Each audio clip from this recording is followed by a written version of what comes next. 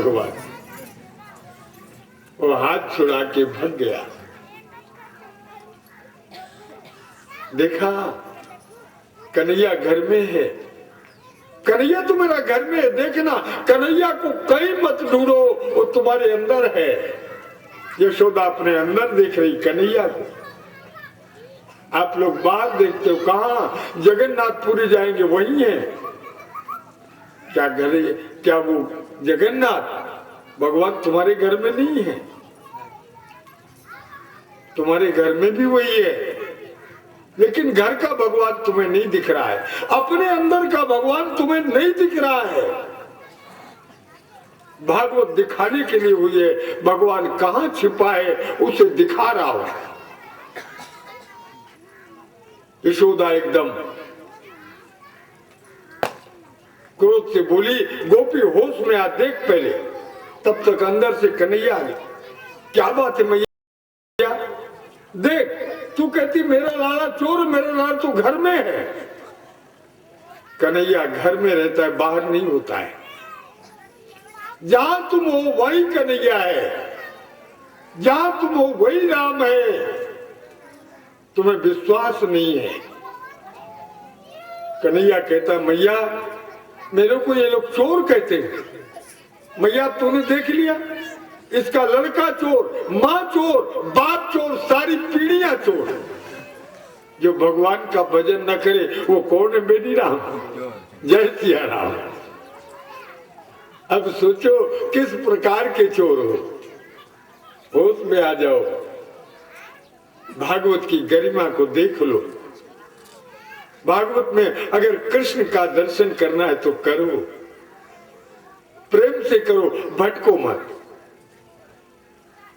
एती होती नहीं। एक में अपनी आस्था कर लो, भगवान वही आपको मिलेगा, आपका कल्याण करेगा भगवान। वो तो सच्चिदानंद है, पूर्ण सत है, पूर्ण चित है, पूर्ण आनंद स्वरूप है। उसका आनंद संसार में नहीं है। 16,108 रानियां, इतने सुवर्ण के महल, भगवान की बांसुरी प्रेम से बज रही। लेकिन जिस दिन समुद्र ने डुबा लिया तो कृष्ण की बांसुरी बंद नहीं हुई, वैसे प्रेम की बांसुरी बजती रही। जीव आनंद खोजता है संसार में, मक्खन चाहता है संसार में, लेकिन माखन कहाँ है? तुम्हारे अंदर है। मुदिता मथई अरे विचार मथानी, मंथन करो। यशोदा तो दही का मंथन करती है, आप अपने हृदय समुद्र का मंथन करो। इसी में कृष्ण है। बाहर मत भटको, बाहर मत देखो।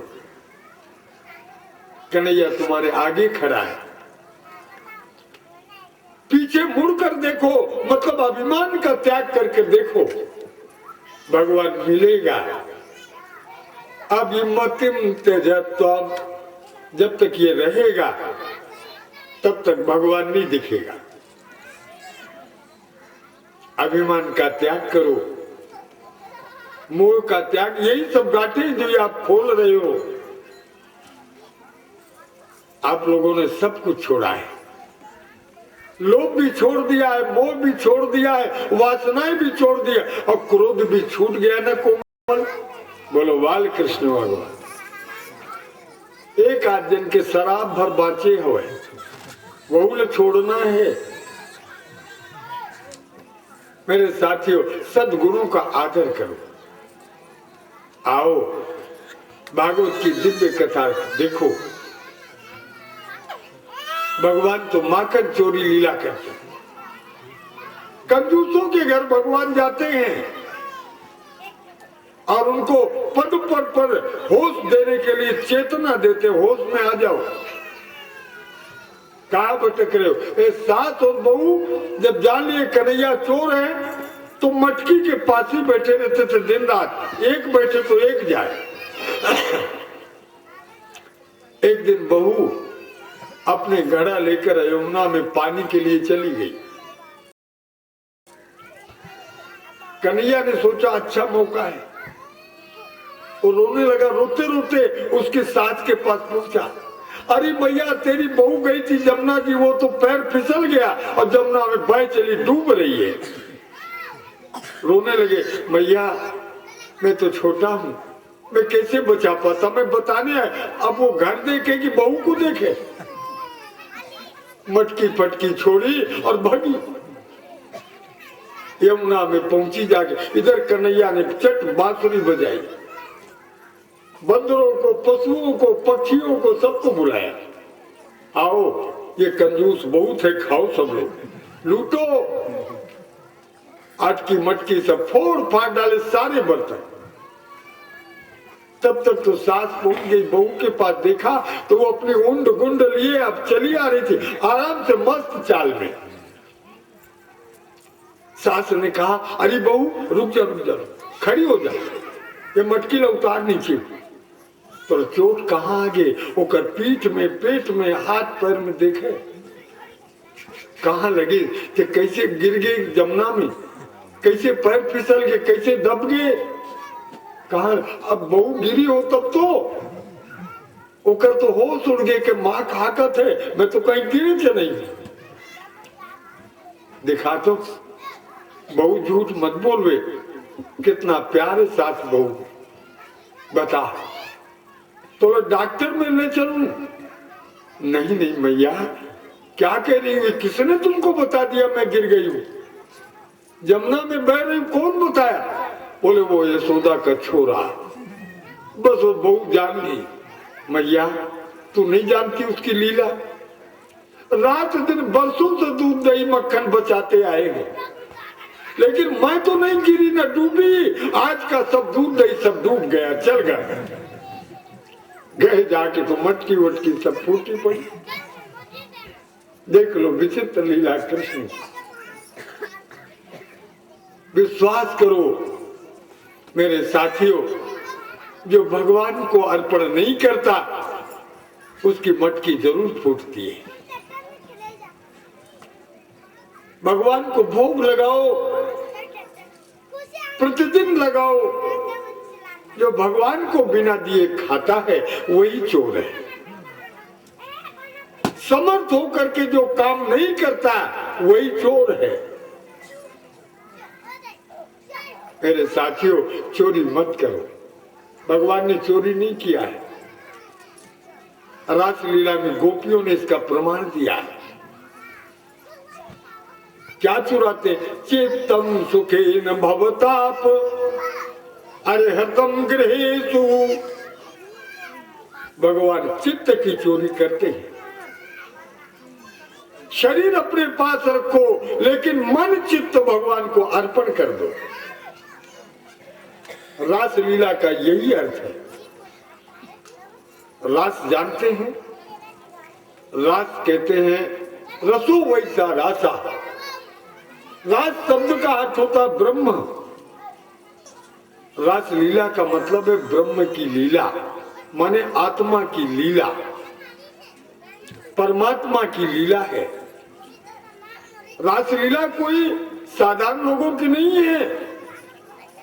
रासलीला में कोई मनुष्य नहीं है। सर्वे वही देवता प्राया न मनुष्य कथनचन। भागवत में स्पष्ट शब्दों में लिखा है,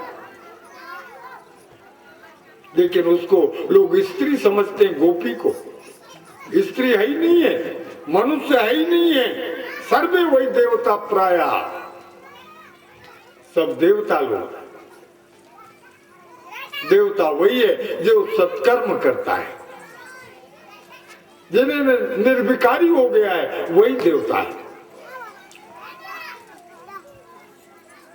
मनुष्य बन जाओ भैया, फिर देवता बनो। बुरे कर्मों का परित्याग कर दो। संकल्प करो, मन में करो, कोई भी गलती हो गई हो, हे प्रभु अब मैं गलती नहीं करूंगा। अब लो यदि पाप की पावक में अतिशय ताप सहे सुसहे, गई ज्ञान की बान सुजान बनो।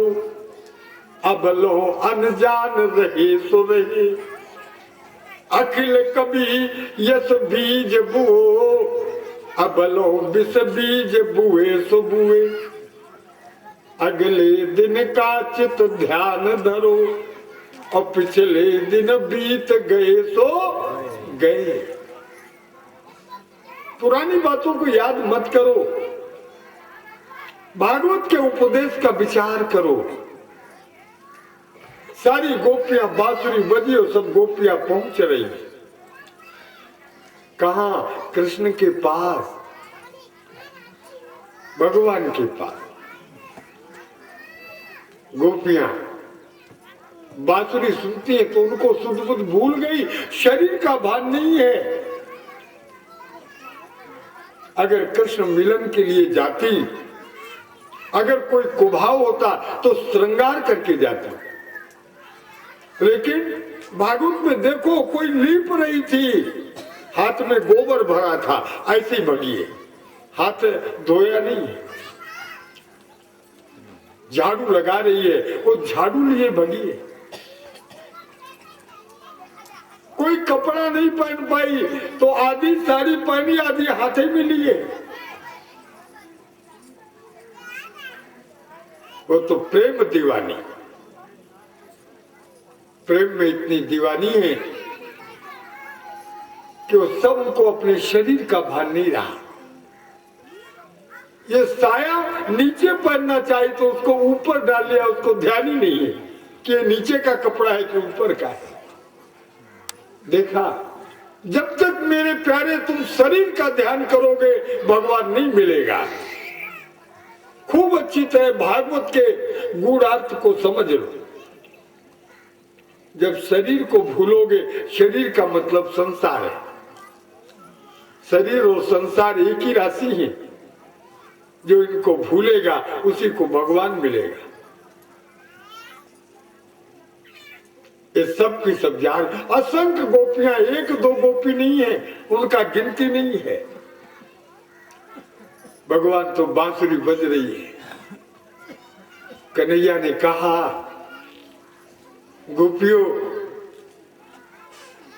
मेरे बहुत बड़े भाग्य तुम्हारा सबका दर्शन हुआ।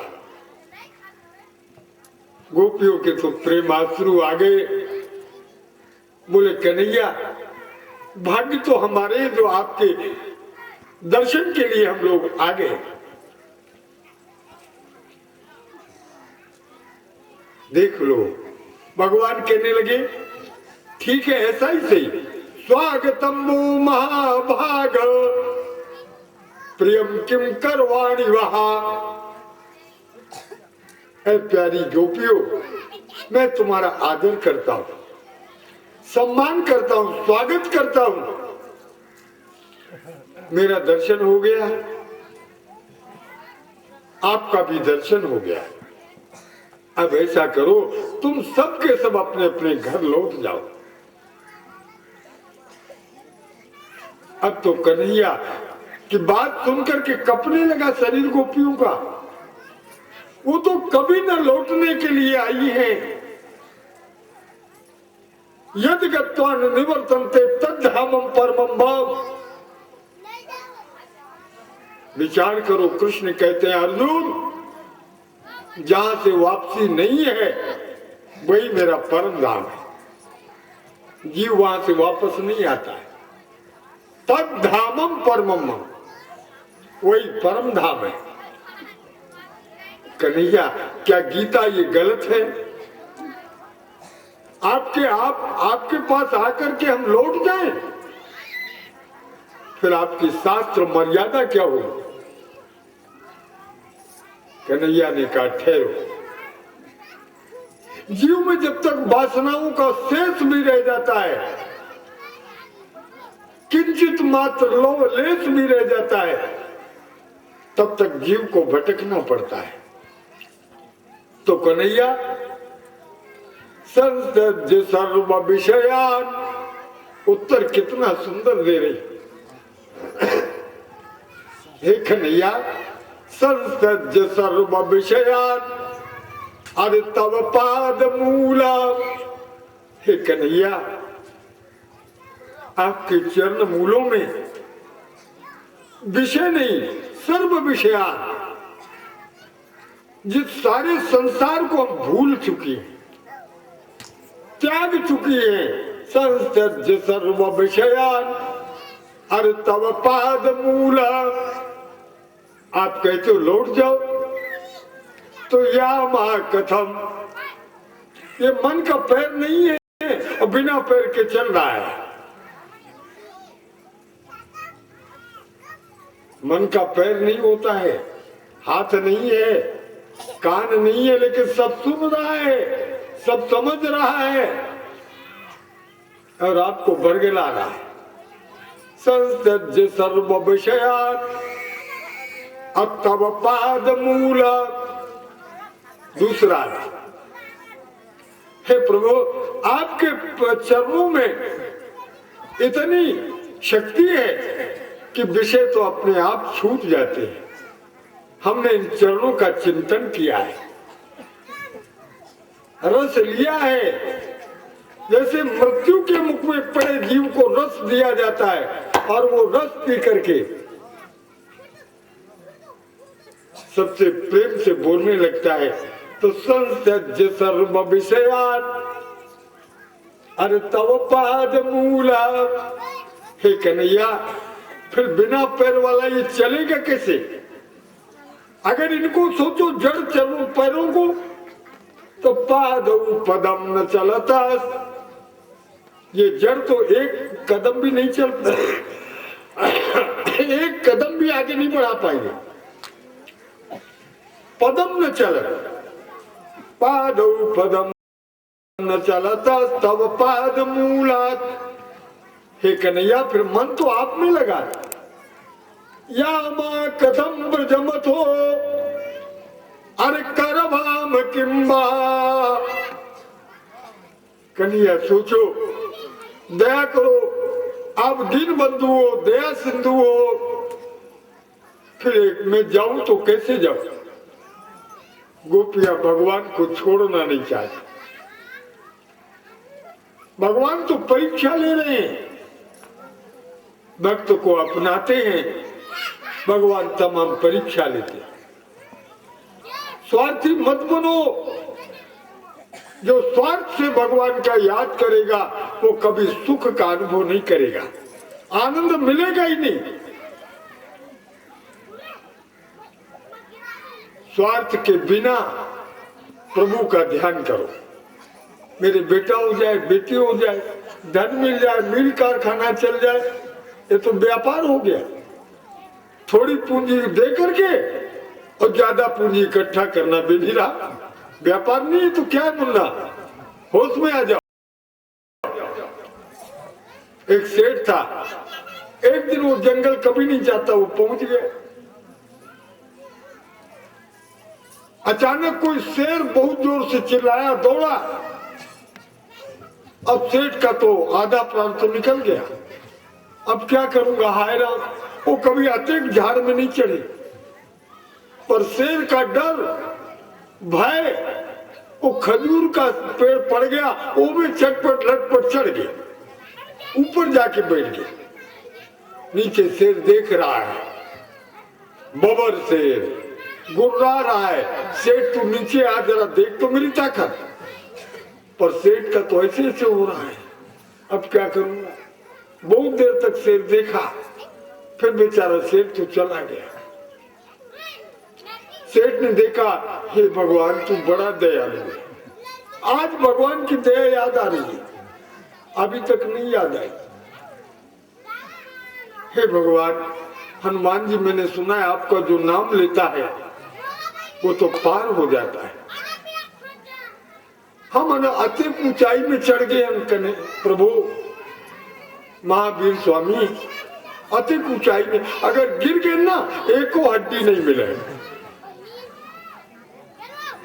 तो मैं हनुमान जी आप लोग 40 किलो लड्डू के प्रसाद चढ़ाऊ, मोला उतार दे।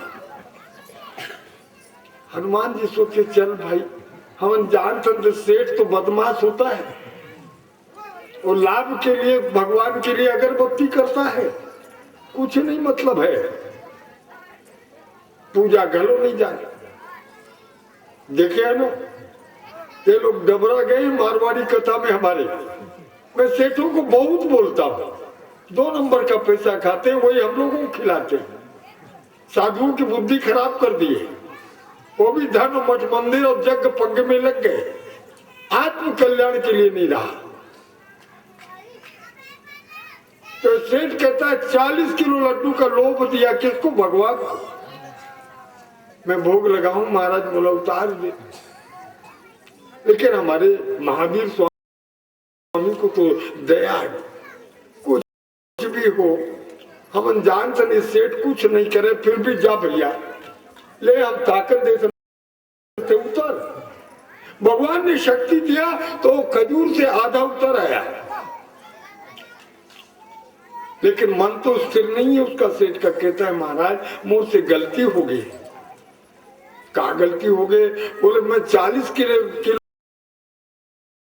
लड्डू कहीं पा रहे,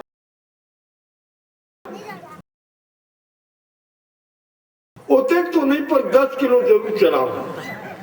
40 का 10 किलो रह गए। हे भगवान थोड़ा और ताकत देवे तो मैं उतर तो जाऊं। भगवान ने फिर भी ताकत दिया, वो आगे आप थोड़ा बचाए। तो फिर कहता है सेठ स्वामी ये प्रभु आप बड़े दयालु हो,